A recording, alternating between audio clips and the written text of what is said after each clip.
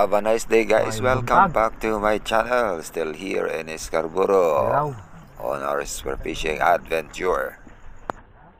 So ayan, madaling araw umangat na kami mga kasamang night divers at ito. Handa sila ng kinilaw. At yan, nakisabay na rin kami sa pagkain. Sarap talaga ang lasa ng isda pag freshly catch, mga lods. Ayan po. Thank you. Ayan, maaga po tayo naghanda ng ating gear para sa pagsisid. Ito po, naghanda din po ang aming mga kasamahan ng yelo para sa isda. So try ko muna sumisid dito sa baba lang ng aming pagka. At ayan, nakahuli tayo ng isang rainbow runner agad. Kailan natin nakuha na ng video ang pagkatira natin dito.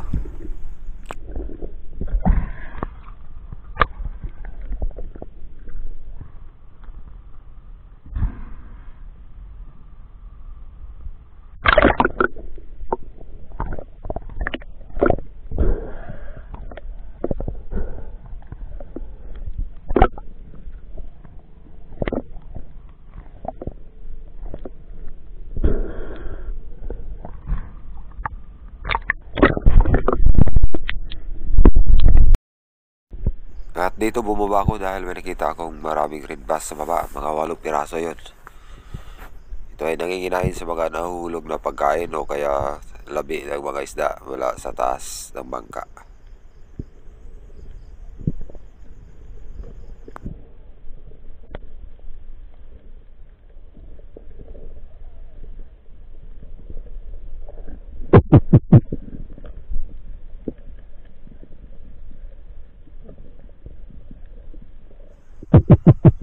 Ayan po sila.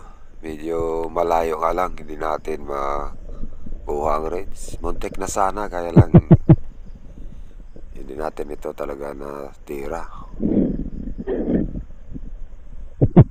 Ayan, pag-alagala lang sila, oh. Ang laki niyan. Nasa mga 6 kilos pataas. Pero sadyang mailap sila sa oras na to, kaya umangat na lang tayo at hindi tayo nagkahuli.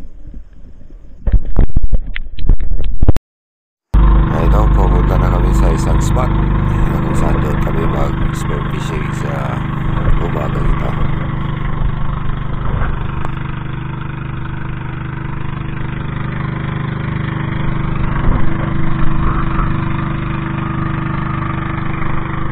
Yan po ang Chinese Coast Guard na doon sa medyo malayo. At dito, baba agad tayo. Nakapag-warm up na dive na tayo kanina. At dito, nagsimula na tayo mag-hunting na naman.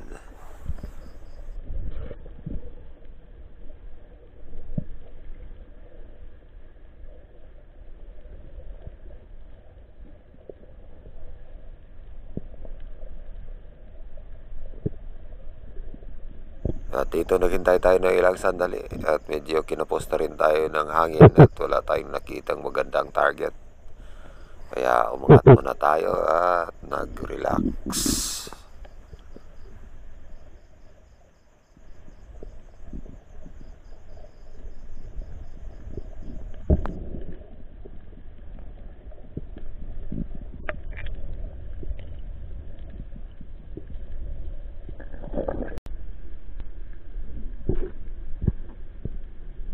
Kaya akong bumaba dito sa isang wall area. Medyo maganda ang fish activity sa baba. Try muna natin dito, baka mayroong mga malalaki na aangat.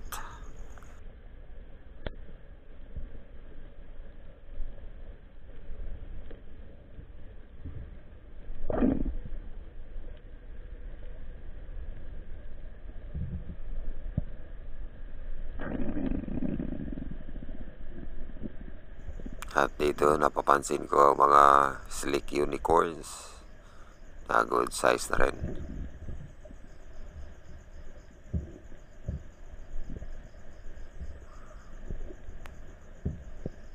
Kaya pumili na lang ako para may pang-ulam.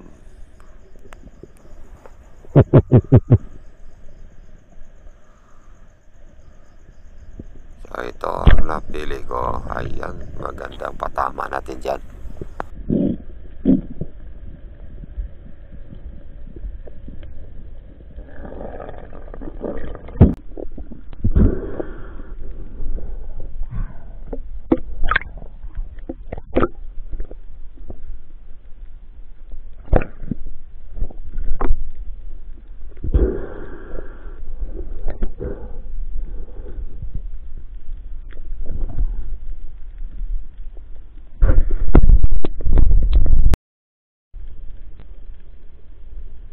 At dito may nakita tayong ilang piraso ng mga rainbow runners kaya binabaan natin.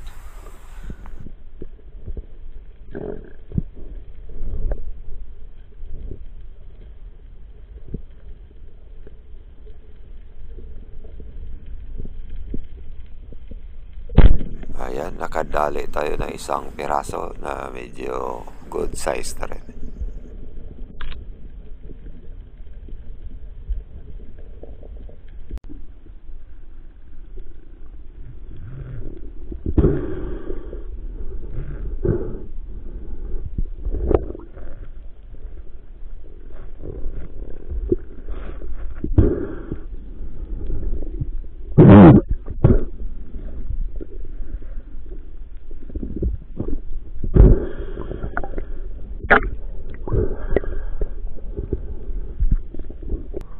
Ayan, may nakita tayong isang bangka na nag-anchor dito na taga Subic.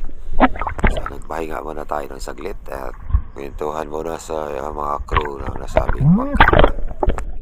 At babalik na rin ako para magpatuloy sa pagsisid. Mali akong bumaba sa isang area na to. Medyo okay din ang fish activity. May mga bitfish sa paligid kaya dito na lang muna ako mag-set up ng ambush.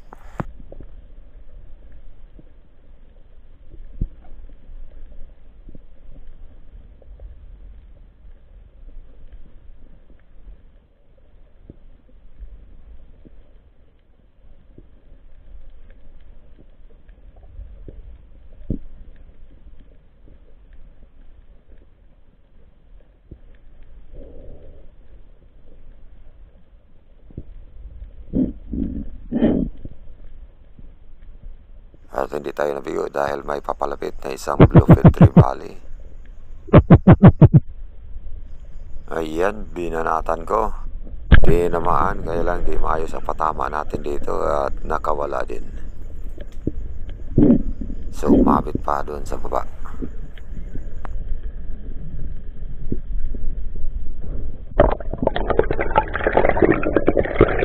Dahil lumakas ang agos, so pumunta ako dito sa mababaw. At dito may napapansin tayo mga humpback unicorns na halos nasa 2 feet lang. At ito may isa na papalapit sa atin kaya titirahin natin to. Napakababa ang langoy niya. Hindi makita dito. Ayan. Tinira natin at natamaan. Spine shot yan mga lods.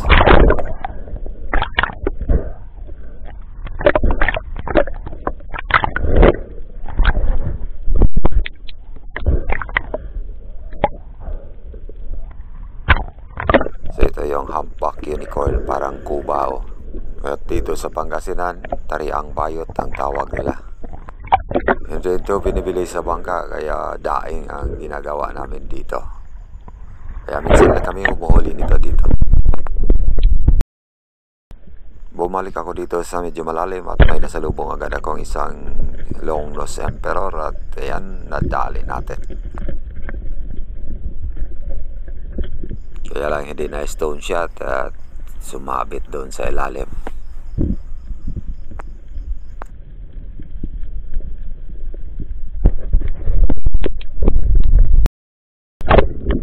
At mali tayo nagpaalala sa ganitong sitwasyon na kung sasabit ang isda sa baba, huwag agad balikan. Kailangan mo nang mag-relax ng maayos bago ito i-retrieve. Kaya ito, binalikan natin magkatapos nating makapagpahinga na ilang minuto.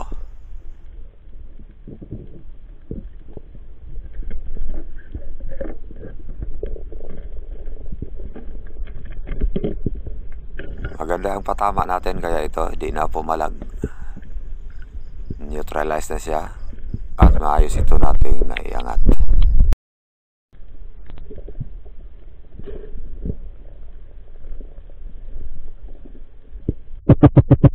Ulit tayo nag-set up ng ambush dahil may mga unicorns na nakikita natin dito sa baba.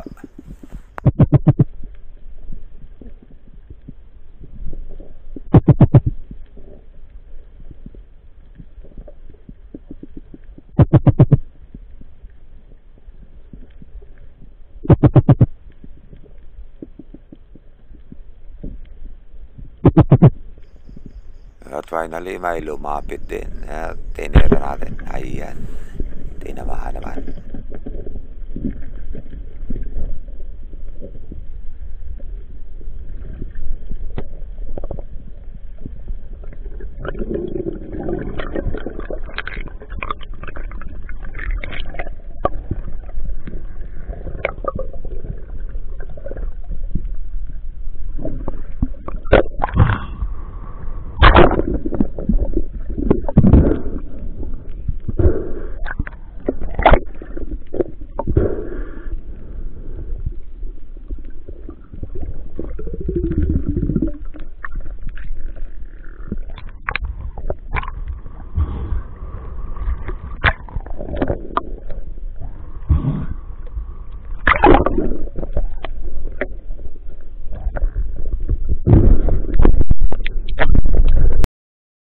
At muli akong bumalik sa mababaw dahil malakas ang agos at dito namumulot na lang tayo ng ilang shells dito sa Scarborough.